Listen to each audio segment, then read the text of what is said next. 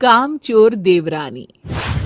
एक बार की बात है, सुषमा अपने पूरे परिवार के साथ खुशी खुशी मोहन नगर में रहती थी। उसकी 2 बहुएं थी, पल्लवी और शिवानी। एक दिन दोनों बहुएं रसोई में काम कर रही होती है कि तभी उनकी सास सुषमा उन्हें बुलाती है। अरे बहू, जरा इधर तो आना। शिवानी, जरा जाकर देखना सासू माँ क्या कह रही हैं। दीदी आप ही देख लो ना जाकर, आपको भी तो सुनाई दे रहा है। अरे मैं आटा गूंद रही हूँ ना, तुम चली जाओ। हाँ तो मैं भी तो सब्जी काट रही हूँ ना दीदी। अरे बहू जल्दी आओ। ओफो, ये तो जाएगी नहीं। मैं ही जाकर देखती हूँ कि क्या करना है। पल्लवी सुषमा के कमरे में जाती है। जी मम्मी जी, क्या हुआ? शाम को घर पर कुछ मेहमान आने वाले हैं, तो तुम अच्छा सा खाना बना लेना बहू। ठीक है मम्मी जी, आप बता दीजिए क्या क्या बनाना है और कितने लोग आ रहे हैं। सुनील की मौसी जी और उनका पूरा परिवार आ रहा है। कुल मिलाकर 3 लोग और हमें मिलाकर हुए 9 लोग। तो अभी से ही तैयारी करना शुरू कर दो। और हाँ, घर की सफाई भी कर देना, हाँ अच्छे से। जी मम्मी जी, सब काम हो जाएगा, आप चिंता मत कीजिए। पल्लवी शिवानी को घर में मेहमान आने वाले हैं इसके बारे में बताती है। क्या 9 लोगों का खाना बनाना होगा, घर की सफाई करनी है? बाप रे, सासू माँ ने तो हमें घर की नौकरानी ही समझ कर रखा है।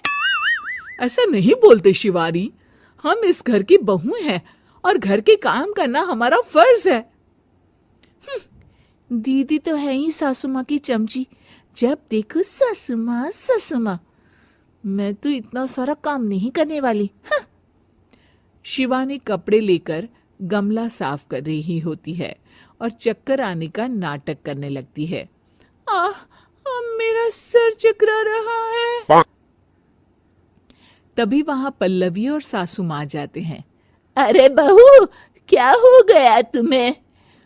मम्मी जी, बहुत तेज सर में दर्द हो रहा है।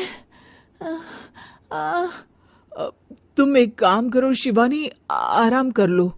नहीं नहीं दीदी, घर में मेहमान आने वाले हैं, मुझे आपकी मदद करनी चाहिए। अरे कोई बात नहीं शिवानी, तुम आराम कर लो, मैं सब काम कर लूंगी। ठीक है दीदी, अगर आप इतना कह रही हैं तो आराम कर लेती हूँ। शिवानी आराम से अपने कमरे में मैगजीन पढ़ रही होती है। इसे कहते हैं आराम की जिंदगी। इतना सारा काम। चलो सारा काम खत्म हो गया, शिवानी को देख आती हूँ। शिवानी अपने कमरे में ईयरफोन में गाने सुनते सुनते सो जाती है और उसके साइड में मैगजीन भी रखी होती है। पल्लवी वहां आ जाती है और वो सब देखती है। ओहो, तो मतलब सब काम चोरी का बहाना था। अभी बताती हूँ इसको। घर का सारा काम मुझे करना पड़ा और ये महारानी यहाँ मैगजीन पढ़ रही है, गाने सुन रही है। पल्लवी रसोई से एक प्लेट और चम्मच लेकर आती है और शिवानी को थाली बजाकर उठाने लगती है। शिवानी अचानक से उठती है। उठ गई महारानी, गाने भी सुन लिए, मैगजीन भी पढ़ ली। तुम तो बहुत बड़ी झूठी निकली शिवानी। तुमने सर दर्द का बहाना बनाया ताकि काम करने से बच सको। हाँ बनाया बहाना, तो क्या करती, इतने सारे काम करती। मुझे कोई शौक नहीं है चापलूसी का। क्या चापलूसी? तुम्हें लगता है कि मैं सारे काम चापलूसी के लिए कर रही हूं? और नहीं तो क्या। तभी वहां सासू माँ आ जाती हैं। अरे बहू, वो लोग बस आने ही वाले हैं, तुम तैयारियां कर लो। जी सासू माँ, तुझे तो मैं बाद में देखती हूँ। सब खाना खाने बैठते हैं और खाना शुरू करते हैं। तभी सुनील की मौसी बोलती है। वाह भाई वाह, खाना तो बहुत ही अच्छा बना है सुषमा जी, एक एक चीज में क्या स्वाद है। ये सुनकर शिवानी मुंह बना लेती है।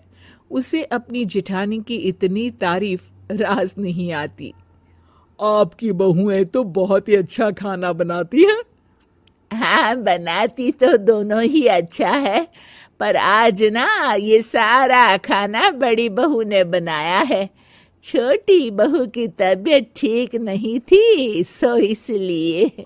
मानना पड़ेगा सुषमा जी, आपकी बड़ी बहू तो बहुत ही गुणवान है। पल्लवी की तारीफ सुनकर शिवानी को जलन होती है।